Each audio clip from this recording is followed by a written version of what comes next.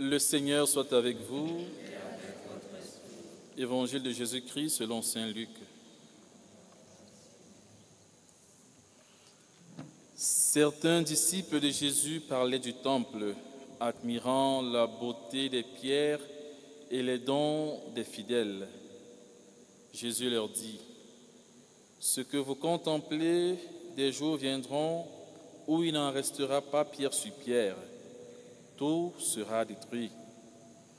Ils lui demandèrent: Maître, quand cela arrivera-t-il et quel sera le signe que cela va se réaliser? Jésus répondit: Prenez garde de ne pas vous laisser égarer, car beaucoup viendront sous mon nom en disant: c'est moi. Ou encore: le moment est tout proche, ne marchez pas derrière eux. Quand vous entendrez parler de guerre et de soulèvement, ne vous effrayez pas. Il faut que cela arrive d'abord, mais ce ne sera pas tout de suite la fin. Alors Jésus ajouta: on se dressera nation contre nation, royaume contre royaume. Il y aura de grands tremblements de terre, et ça et là des épidémies et de pestes et de famines. Des faits terrifiants surviendront et de grands signes dans le ciel. Mais avant tout cela, on portera la main sur vous et l'on vous persécutera, on vous livrera aux synagogues, on vous jettera en prison, on vous fera paraître devant des rois et des gouverneurs à cause de mon nom. Ce sera pour vous l'occasion de rendre témoignage. Mettez-vous dans la tête que vous n'avez pas à vous soucier de votre défense. Moi-même, je vous inspirerai un langage et une sagesse à laquelle tous vos adversaires ne pourront opposer ni résistance, ni contradiction. Vous serez livrés même par vos parents, vos frères, votre famille et vos amis, et ils feront mettre à mort certains d'entre vous. Vous serez détestés de tous à cause de mon nom. Mais pas un cheveu de votre tête ne sera perdu. C'est par votre persévérance que vous obtiendrez la vie. Alléluia, Alléluia, Alléluia, Alléluia, Alléluia.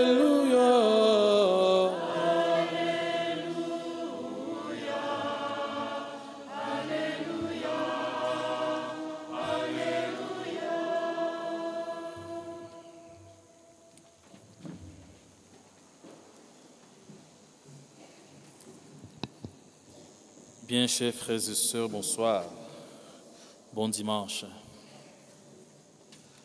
Nous sommes rendus au 33e dimanche du temps ordinaire de l'année liturgique C.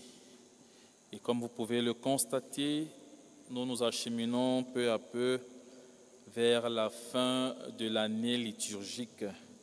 Dimanche prochain déjà, nous allons célébrer la solennité du Christ, roi de l'univers, qui est en même temps la fin de l'année liturgique. Et qui dit fin d'une année, dit également un commencement.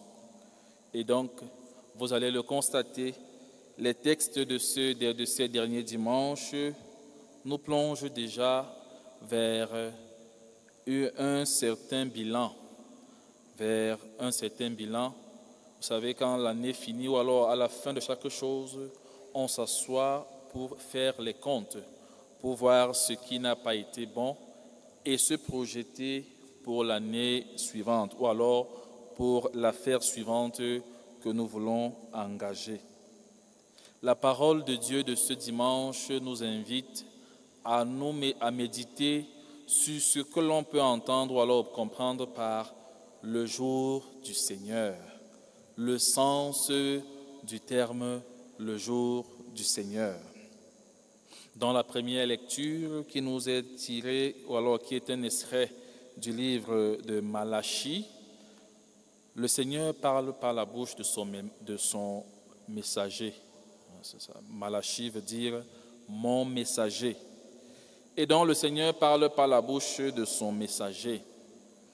Voici que vient le jour du Seigneur, brûlant comme une fournaise.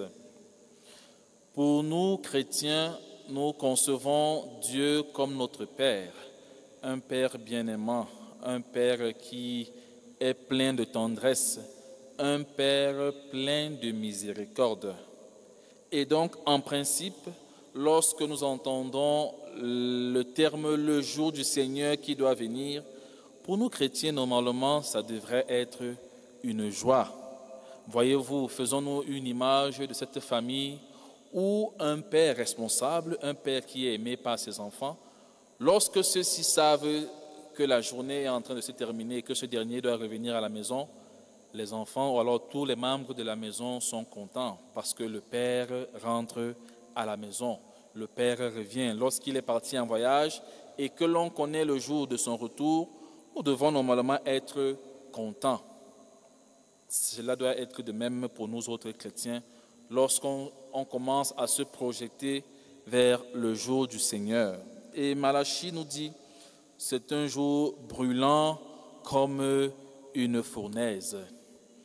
Généralement, lorsqu'on évoque le terme jour du Seigneur ou alors notre rencontre avec le Seigneur, ça peut susciter en nous un peu de frayeur ou alors de la frayeur.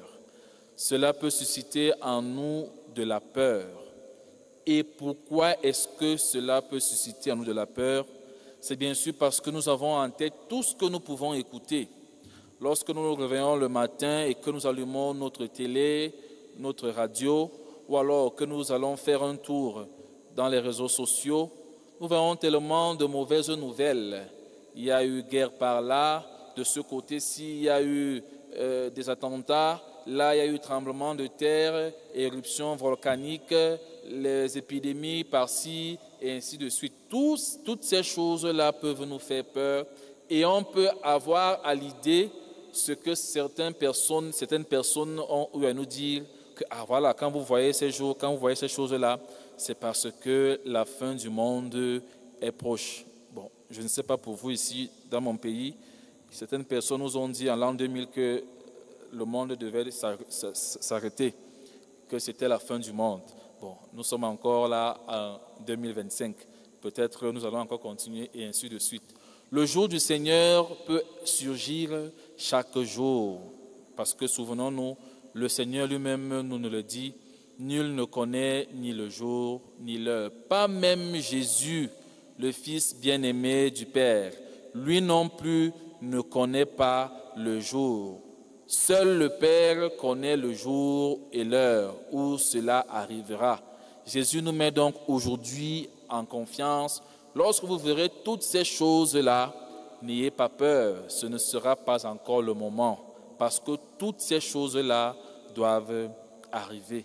Et donc le jour du Seigneur, brûlant comme une fournaise, et lorsque nous faisons une image de ces paroles, nous pouvons voir le soleil qui brûle, le soleil, mais le soleil est ambivalent, c'est-à-dire il peut faire une chose et une autre à la fois. Le soleil, je vais dire autant pour moi, le soleil peut brûler, il peut causer du tort, mais le soleil peut également réchauffer pour apporter du réconfort. Autant de choses. Et c'est comme ça également le Seigneur. Le jour qui vient il consumera qui? Ceux qui sont arrogants, ceux qui sont dans l'impiété, ceux qui sont ainsi de suite, ainsi de suite. Mais on nous dit également, mais pour vous qui craignez son nom, le soleil de justice se lèvera. Il apportera quoi? Au contraire, il apportera plutôt la guérison dans son rayonnement. Pourquoi donc, comme je le disais, avons-nous peur? Nous avons peur parce que nous nous disons, certainement, nous ne sommes pas en bons termes. Certainement, nous n'avons pas tout fait bien, ou alors nous n'avons pas tout bien fait. Et nous nous disons, lorsque le Seigneur arrivera, il fera abattre sur nous son châtiment. Le Seigneur n'est pas un tyran. Le Seigneur n'est pas un dictateur. Le Seigneur n'est pas un Dieu tout-puissant qui terrasse. Mais au contraire, qu'est-ce qu'il fait? Il réconforte. Il punit, pas pour punir uniquement, mais pour corriger, pour que l'on puisse se remettre sur le droit chemin. Et lorsque donc ce jour-là reviendra, nous devons concevoir ce jour-là pour nous comme une certaine purification. Ce jour brûlant comme une fournaise, ce sera l'occasion pour nous de tuer tout ce qui est mauvais en nous, tout ce qui ne nous permet pas de lever la face et regarder le Seigneur droit dans les yeux pour l'adorer. Tout ce qui en nous ne nous permet pas de le suivre convenablement. Voilà tout ce que ce soleil-là brûlera. Nous ne sommes pas parfaits, mais nous ne sommes pas aussi totalement méchants. Nous avons en nous quelques bribes de méchanceté parfois qui peuvent surgir, mais nous avons surtout en nous l'image de Dieu qui est inscrite en chacun de nous. Souvenons-nous de cet évangile où le Seigneur dit « Donnez à César ce qui est à César et à Dieu ce qui est à Dieu » parce que nous appartenons à Dieu. Nous avons en nous la marque déposée de Dieu qui est le souffle qui nous fait vivre. Et donc, lorsque le jour du Seigneur surviendra, ce sera l'occasion pour le Seigneur d'enlever tout ce qui en nous n'est pas à lui. Mais au contraire, il élèvera ce qui il reconnaîtra, la marque de ce qu'il a déposé en chacun de nous. Et donc, le jour du Seigneur doit être pour nous comme un jour de fête, un jour de joie. Nous devons nous dire, il peut surgir chaque jour, il peut surgir à tout moment. Mais ne soyons pas dans la détresse en nous disant, en attendant ce jour avec la peur. Vivons notre vie normalement. Le jour du Seigneur viendra nous trouver en train de faire ce que nous avons l'habitude de faire. Nous nous levons le matin pour ceux qui vont au travail, pour ceux qui vont à l'école et ainsi de suite, faire nos choses normalement. Le jour du Seigneur nous trouvera en train de faire ce que nous avons l'habitude de faire, parce que c'est dans toutes ces choses-là que nous bénissons le Seigneur. Nous bénissons le Seigneur dans notre commerce. Nous bénissons le Seigneur dans nos études. Nous bénissons le Seigneur pour ceux qui sont les médecins et ainsi de suite, et ainsi de suite. Tout ce que nous faisons de bien, c'est dans ces choses-là que nous bénissons le Seigneur. Donc, ne nous laissons donc pas alarmer par les mauvaises nouvelles qui peuvent surgir ça et là. Et le Seigneur nous met en garde. Certains viendront et vous diront, voilà, je parle au nom du Seigneur et le Seigneur nous met en garde. Faites attention, n'y allez pas, je n'y suis pas. Et c'est la fin de l'évangile qui est intéressante. C'est par votre persévérance que vous obtiendrez la vie. Nous voulons tous une vie tranquille et paisible, sans problème, mais tel n'est pas toujours le cas. Jésus lui-même nous a montré l'exemple. Lui qui était Dieu, sa vie n'a pas été facile. Mais au contraire, il nous donne l'exemple que même si nous sommes dans des situations compliquées durant notre vie, avec toutes ces mauvaises nouvelles, comme je viens de le dire, les guerres par-ci, par-là, les difficultés en famille, ainsi de suite, ainsi de suite. Chacun peut reconnaître, chacun peut savoir dans quelle situation il se trouve. Chacun connaît son histoire. Malgré tout cela, nous avons une joyeuse espérance. C'est que nous sommes en pèlerinage sur la terre. C'est par votre persévérance, que vous obtiendrez la vie. Ne vous laissez pas décourager par toutes sortes de mauvaises nouvelles, par tout ce que nous pouvons vivre qui peut nous donner l'occasion de nous décourager, de nous dire à quoi bon la vie. Vivons et voilà, vivons de manière laxiste, comme dans la deuxième lecture que nous avons écoutée, Saint Paul qui met en garde que celui qui ne veut pas travailler, qui ne mange pas non plus. Parce que Saint Paul s'est rendu compte que dans cette société, on leur avait dit que le Seigneur devait revenir. Alors quand ils ont compris que non, le Seigneur devait revenir, ils se sont dit que non, c'est bientôt. Certains disaient, bon, ce n'est plus la peine d'aller au champ, ça ne vaut plus la peine de travailler, ça ne vaut plus la peine de faire un effort, puisque ça ne servira plus à rien parce que le Seigneur reviendra. Et Saint Paul qui leur dit, vous êtes dans l'erreur, que celui qui ne veut pas travailler, qui ne mange pas non plus. Au contraire, qu'est-ce que vous devez faire? Travailler dans le calme. Comme pour dire ce que je viens de dire tout à l'heure, c'est dans nos efforts quotidiens, c'est dans nos travaux quotidiens, c'est dans ce que nous avons l'habitude de faire que le Seigneur, c'est dans cela que le Seigneur viendra nous retrouver. Frères et sœurs, en méditant aujourd'hui sur le sens du jour du Seigneur, disons-nous toujours, si le Seigneur devait revenir ce soir, est-ce que je serais comme ces 5 jeunes filles qui ont préparé de l'huile et sont allées ouvrir la porte à leur époux lorsqu'il est arrivé? Ou alors, est-ce que je serais parmi les 5 autres filles qui avaient oublié de réserver de l'huile pour leur lampe? Si le Seigneur devait revenir demain, est-ce que ce jour sera un jour de fête, de joie pour moi, ou alors ce sera un jour de malheur? C'est la question que chacun de nous devrait se poser en ce dimanche, mais toujours en ayant à l'esprit que le Seigneur est un Dieu miséricordieux.